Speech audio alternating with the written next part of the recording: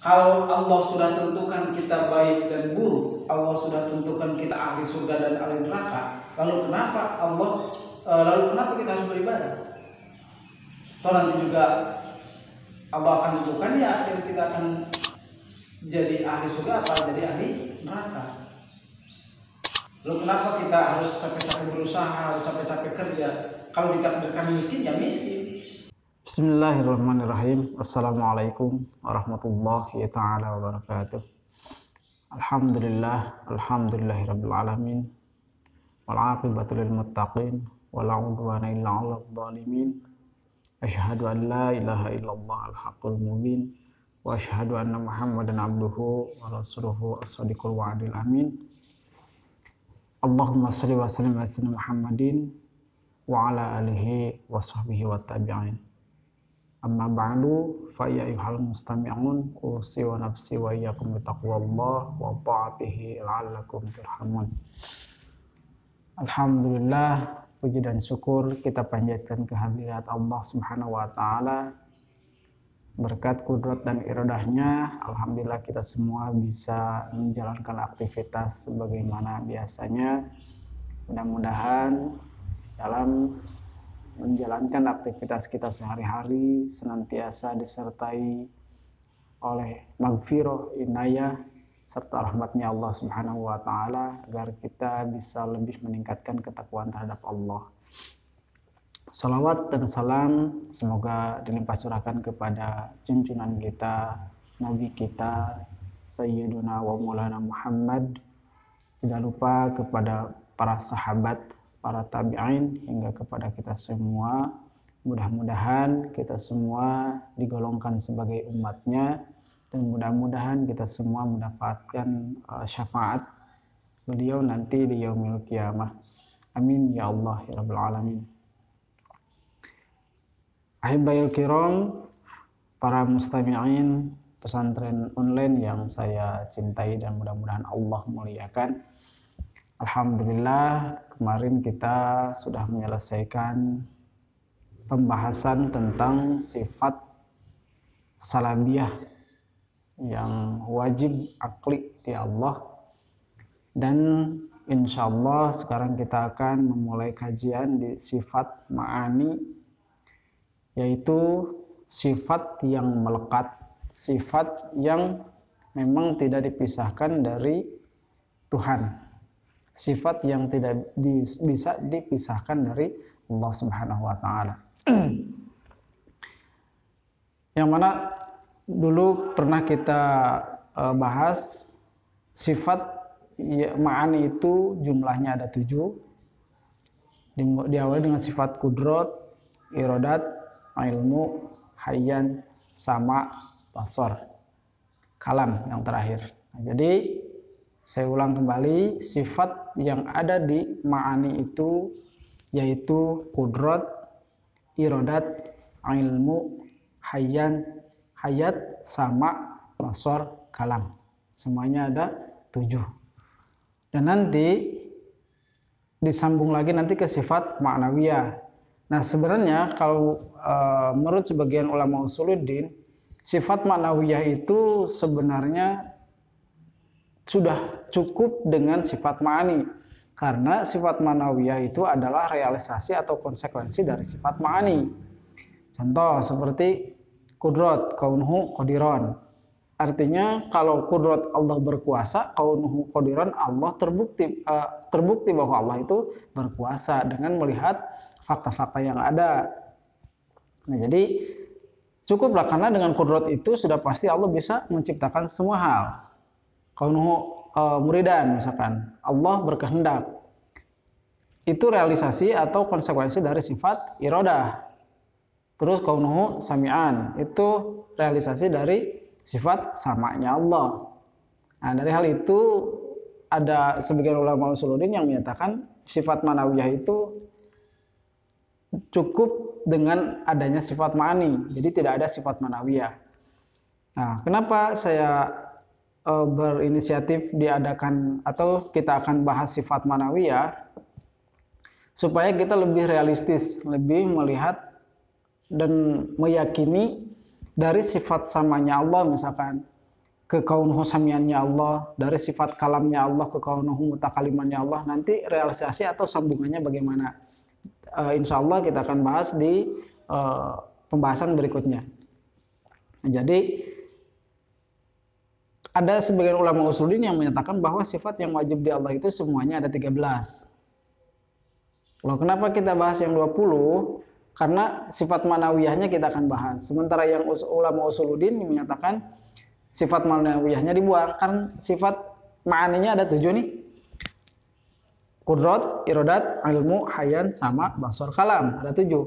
Nah, realisasi dari sifat yang 7 ini ya sudah pasti ada 7 juga. Kaunuhu, qadiron, kaunuhu, muridan, kaunuhu, aliman, kaunuhu, mutakaliman, kaunuhu, basiron, kaunuhu, sami'an. Itu sudah pasti ada 7. Nah, karena ada ulama usuluddin yang mentiadakan sifat manawiyah, maka ada yang berpendapat bahwa sifat yang wajib di Allah itu ada 13, gitu kan. 13 itu yang mana? Kemarin kita sudah bahas, satu di sifat wujud, sifat nafsiyah yaitu sifat wujud. Terus ada 5 di sifat salabiyah yaitu qidam, baqo, mukhalafatul hawadisi, qiyamu binafsihi wa daniyat. Nah, di sifat salabiyah, di sifat ma'ani ada 7. Itu qudrat, irodat, ilmu, hayat, sama, basar, kalam. Nah, 7 ditambah 5, 12. 12 tambah 1 ya 13. Itu yang dimaksud ya. Nah, untuk mempersingkat waktu, kita akan mulai pembahasan sifat ma'ani ya, bukan ma'nawiyah, sifat ma'aninya Allah. Jadi sifat ma'ani itu kalau diartikan sifat ma'ani itu apa? Tadi sudah kita singgung bahwa sifat ma'ani itu adalah sifat yang melekat di Allah. Artinya sifat yang tidak bisa dipisahkan dari zat Allah. Itu yang pertama ada sifat qudrat.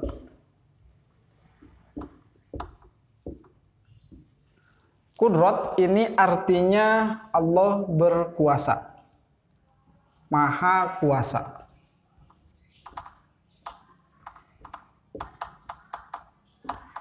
Sementara mustahil Allah itu al-ajzu artinya ini ya lawannya.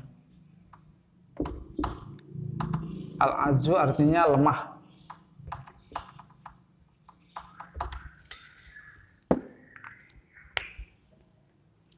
Jadi yang dimaksud dengan qudrat Allah, Allah itu berkuasa.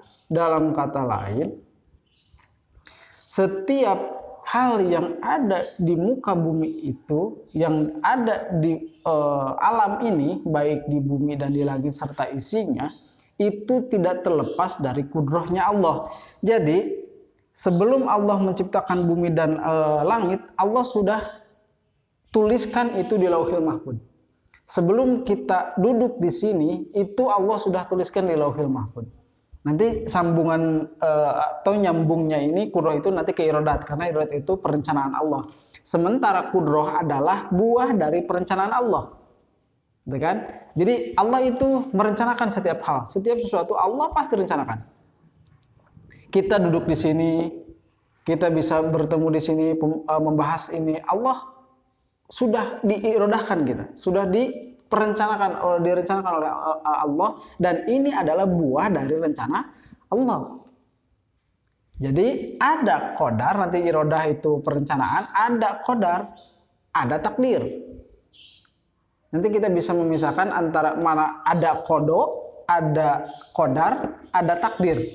Nanti kita harus bisa memisahkan, sehingga kalau kudroh itu sifatnya Allah. Kalau ada dalam ketentuan Allah, sehingga ada dalam di Lauhil Mahfuz catatan Allah, terus terjadi saat ini, berarti itu adalah takdir. Maka di rukun iman kan disebutkan ya, bahwa rukun iman yang nomor ke-6 itu adalah iman kepada qadar Allah, khairihi wa syarihi minallahi ta'ala. Iman terhadap takdir Allah, qadar Allah. Qadar yang terjadi pada kita, yang baik, yang memang sesuai dengan keinginan kita, dan yang tidak sesuai dengan keinginan kita. Misalkan Allah mengqadarkan kita, menuliskan kita, mencantumkan kita di Lauhil Mahfuz bahwa kita itu sekarang misalkan berkumpul pada tanggal berapa sekarang, tanggal 4 ya, tanggal 4 Desember kita berkumpul di sini jam 12:30, misalkan kita kumpul di sini, kita melakukan pembahasan ini, itu ada dalam kudrahnya Allah, direalisasikan oleh Allah dengan kudrahnya.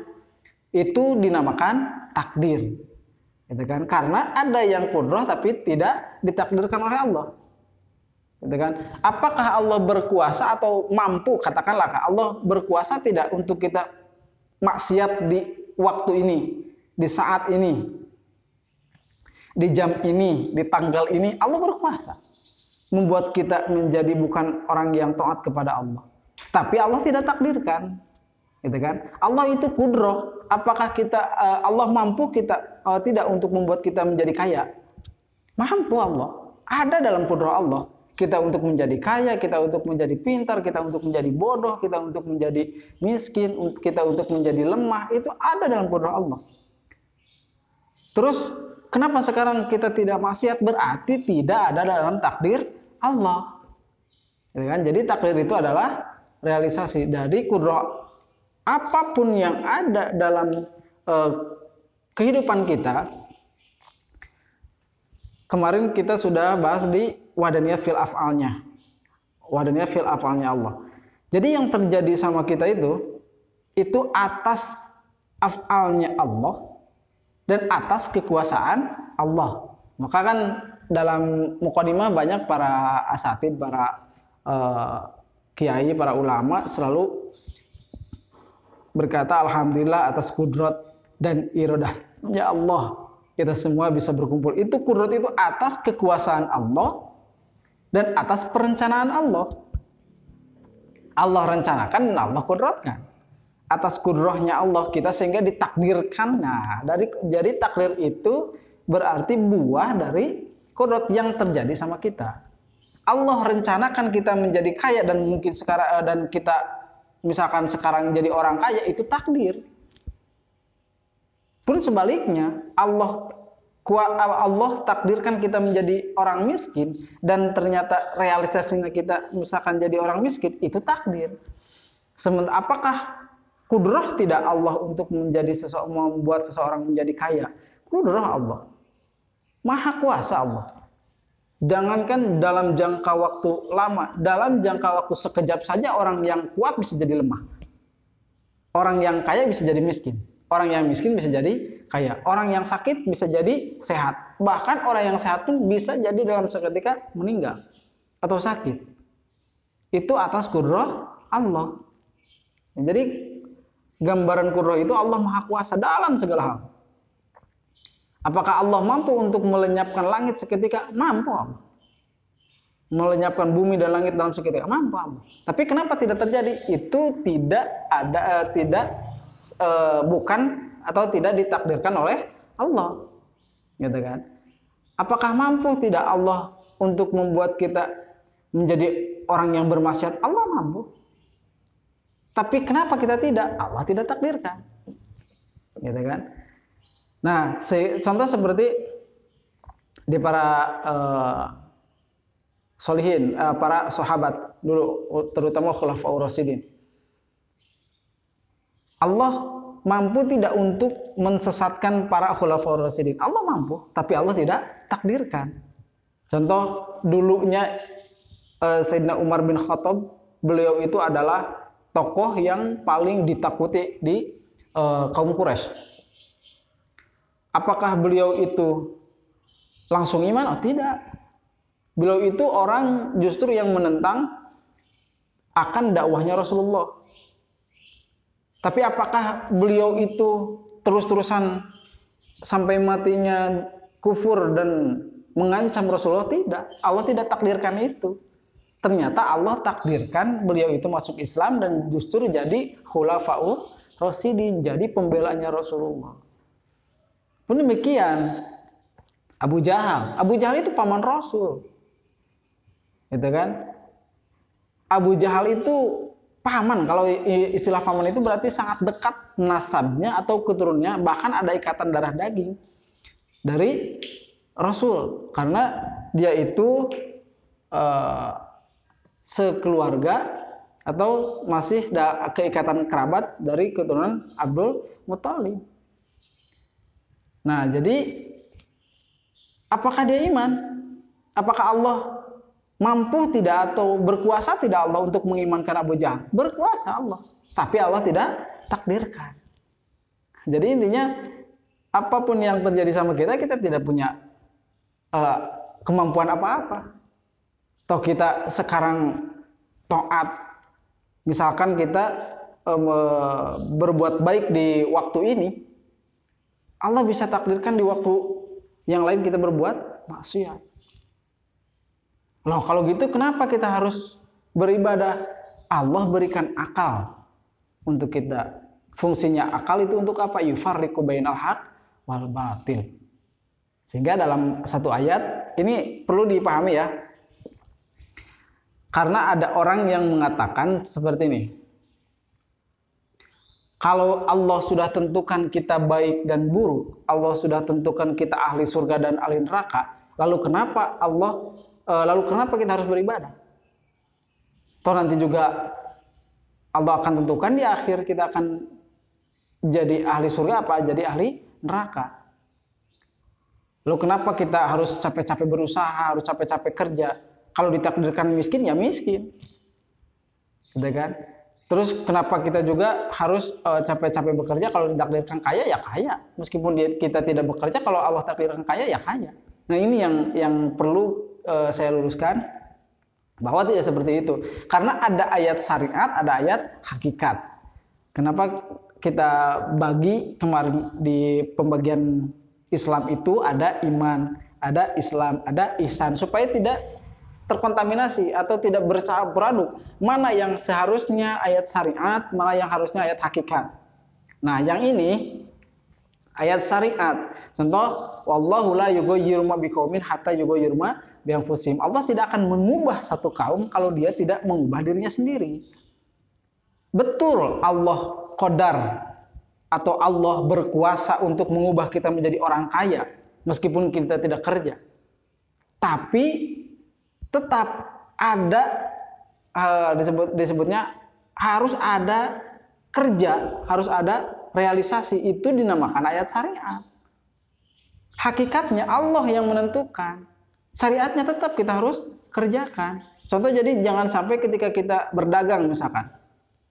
Berdagang itu kita cuma bawa barang, gak ditawarin. Terus kalau istilahnya gak teriak-teriak gitu kan.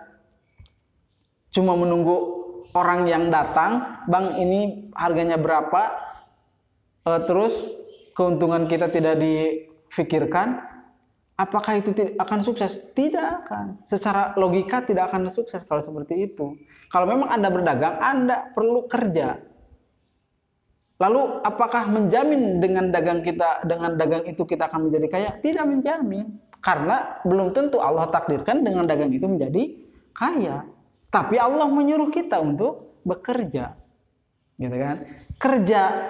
Adapun hasilnya nanti serahkan kepada Allah. Itulah yang dinamakan tawakal. Ya, fatawakkal 'alallah. Fa idza azamta fatawakkal 'alallah. Ketika kita mau sudah melaksanakan sesuatu, kalau berdagang misalkan berangkat berdagang, kalau tawarkan dagangan kita, promosikan dagangan kita, hasilnya ya Allah, saya sudah berusaha karena engkau menyuruhku untuk berusaha di alam dunia ini, engkau telah memberikan aku akal yang sehat, badan yang sehat, badan yang kuat, maka aku akan berusaha. Hasilnya semoga ada dalam takdirmu. Semoga dengan usaha ini kita nyambung dengan takdir Allah. Allah mampu, tapi Allah belum tentu takdirkan, gitu kan? Nah, jadi antara kudroh dan takdir itu memang sangat dekat. Kudroh, Allah berkuasa. Allah mampu mengubah kita dalam waktu yang cepat. Allah mampu untuk kita menjadi orang yang jahat sekalipun, orang yang jelek sekalipun. Tapi apakah itu nyambung dengan takdir Allah? Belum tentu. Yang penting kerja aja dulu. Kita menjadi, apakah kita ditakdirkan Allah berkuasa tidak untuk kita menjadi husnul khotimah? Allah sangat berkuasa, sangat mampu dan sangat bisa, gitu kan, untuk kita menjadi orang yang husnul khotimah. Tapi nanti realisasinya, kalau kita misalkan husnul khotimah, amin, mudah-mudahan kita husnul khotimah, itu berarti ada dalam takdir Allah. Kalau tidak nyambung dengan qadar Allah, berarti tidak ditakdirkan oleh Allah meskipun Allah mampu. Gitu. Contohnya kita, orang-orang yang tani misalkan, sudah bertahun-tahun, berpuluh-puluh tahun dia bertani. Adapun orang yang bekerja sudah berpuluh-puluh tahun, ternyata tidak kaya dia, tidak kaya. Berarti tidak sesuai dengan itu. Allah mampu tidak dengan berbisnis atau bertani mengubah seorang untuk menjadi orang kaya? Mampu Allah. Tapi kenapa tidak kaya? Berarti tidak ditakdirkan. Itu ya. Paham ya tentang kudrohnya Allah, gitu kan? Tentang kekuasaannya Allah. Jadi kekuasaan Allah itu meliputi segala hal, tidak terbatas. Semua yang mungkin wujud Allah mampu. Nah, kok ada yang mungkin wujud? Kemarin kan kita sudah bahas yang wajibul wujud, yang mungkin wujud, dan yang mustahil. Karena telah kita bahas di awal, makanya ketika saya misalkan saya berbicara sifat yang wajib di Allah, itu insya Allah ikhwah sudah paham yang dimaksud dengan wajib itu adalah wajib akli. Terus sifat yang mungkin sifat yang jaiz, gitu kan? Jaiz itu berarti hal-hal yang berkaitan dengan perkara mungkinul wujud. Hal yang mustahil, sifat yang mustahil di Allah. Mustahil itu berarti sifat kekurangan yang ada di Allah. Nah, berarti Allah kudrah, Allah mampu mengadakan semua hal yang mungkinul wujud. Ya, hal yang mungkin adanya. Mungkin Allah tidak menciptakan bumi dua? Mungkin. Apakah kuasa Allah menciptakan bumi langit dua bentuk, yang bumi ini di sini, yang bumi ini di sini? Allah mampu. Allah berkuasa. Tapi kok kenapa tidak? Itu tidak ditakdirkan. Gitu. Itu hal yang mungkinul wujud. Kecuali hal yang mustahil wujud. Yang mustahil wujud itu seperti apa? Contoh misalkan Allah menciptakan Allah baru. Itu tidak mungkin.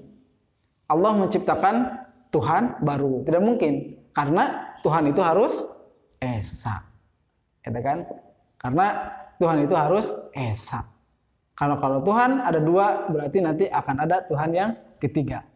Kalau Tuhan sudah tiga, pasti ada Tuhan yang keempat. Dan seterusnya. Itu tentang kudroh. Lalu bagaimana untuk aplikasi atau realisasi kita menjalani kudroh Allah, yakini bahwa kudroh Allah itu semuanya ada yang terjadi dalam diri kita itu kudrohnya Allah.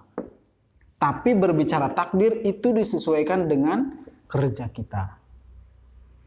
Itu kan kerja meskipun tidak menjamin, setidaknya ada usaha, dan itu niatan menjadi ibadah. Maka kemarin kita bahas di Wahdatul Ma'bud, semua hal yang kita kerjakan, yang kita lakukan sesuai dengan perintah Allah, dan apapun yang kita tinggalkan sesuai dengan larangan Allah, niatan itu adalah ibadah.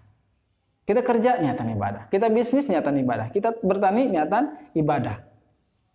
Dengan hasilnya jangan sampai punya keyakinan dengan berbisnis kita akan menjadi kaya.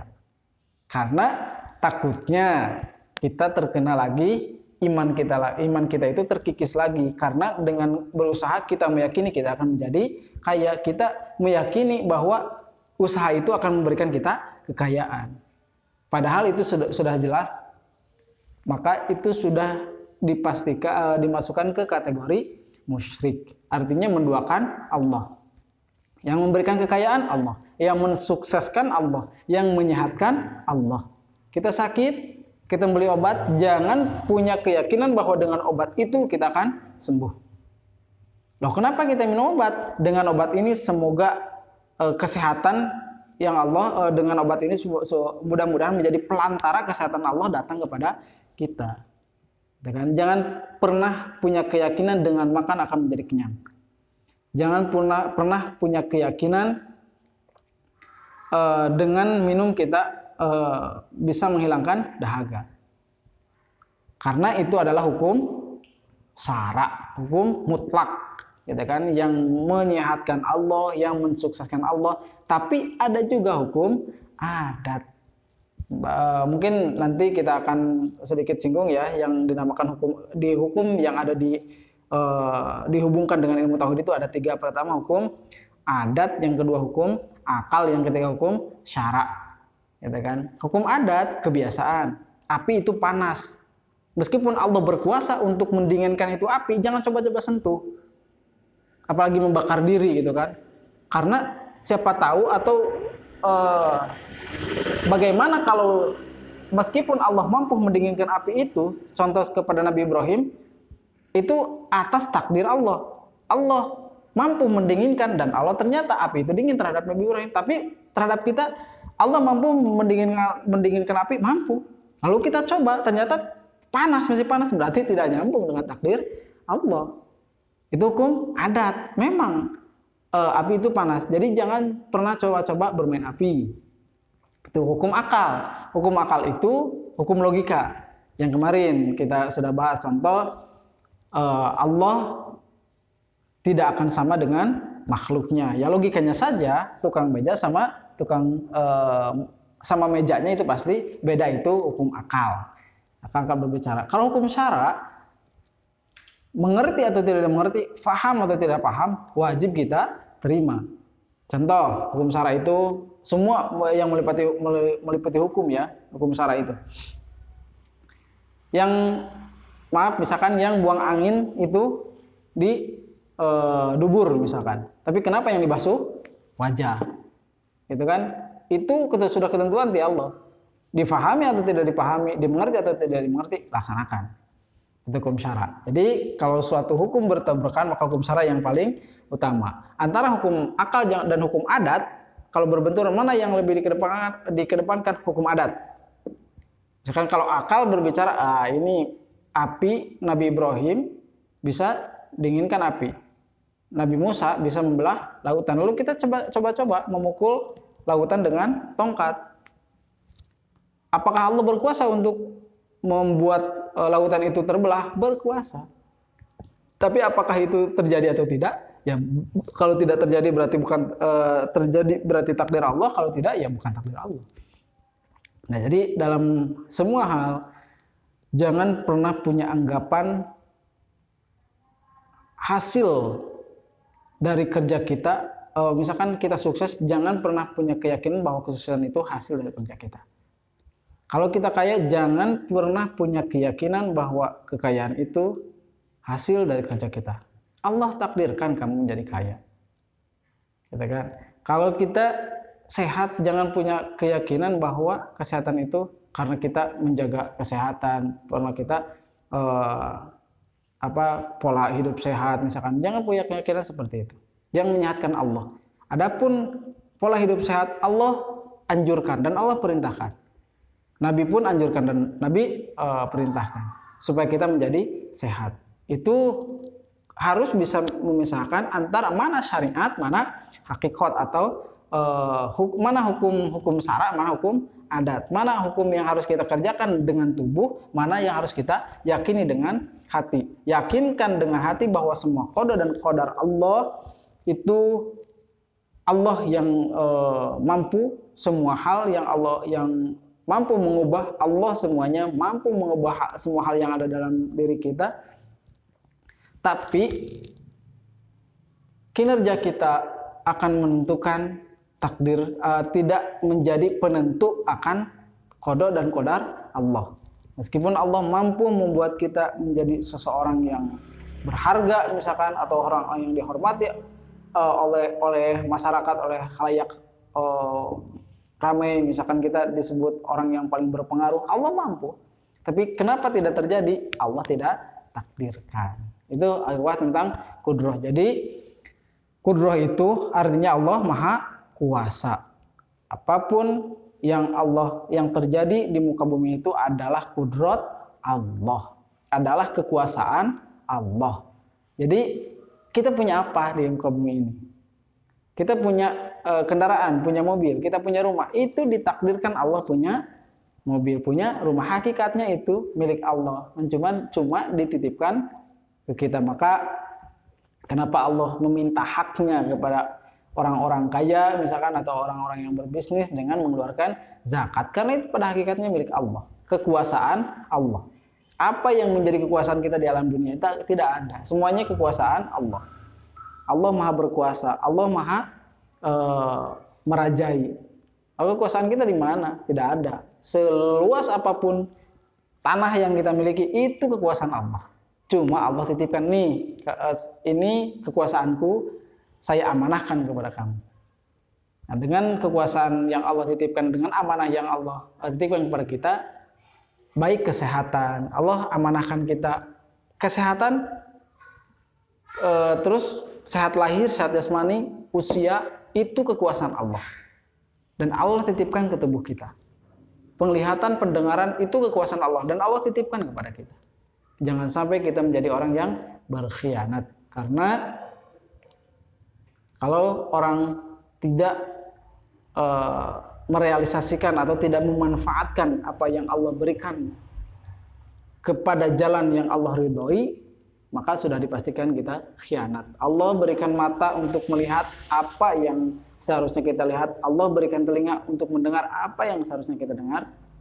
Dan Allah berikan lisan untuk mengucapkan apa yang Allah perintahkan.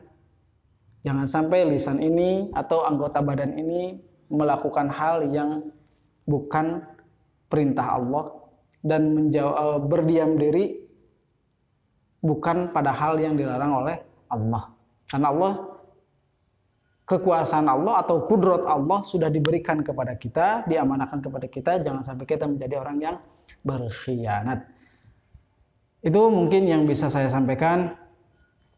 Kesimpulan dari sifat kudrat ini, semua hal yang terjadi pada diri kita, semua hal yang terjadi pada bumi kita, pada bumi ini, pada bumi dan isinya, langit dan isinya, dan seluruh alam seluruh alam itu atas kudrahnya Allah, kekuasaannya Allah.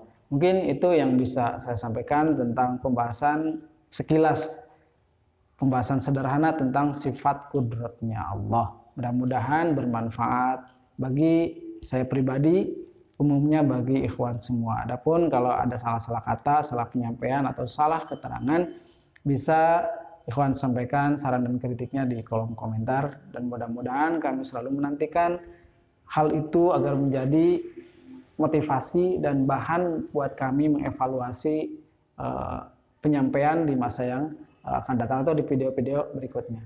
Mungkin itu ikhwah yang bisa saya sampaikan. Hadanallah wa iyyakum ajmain. Usiu nafsi wa iyyakum bitaqwallah. Akhirul kalam. Wassalamualaikum warahmatullahi wabarakatuh.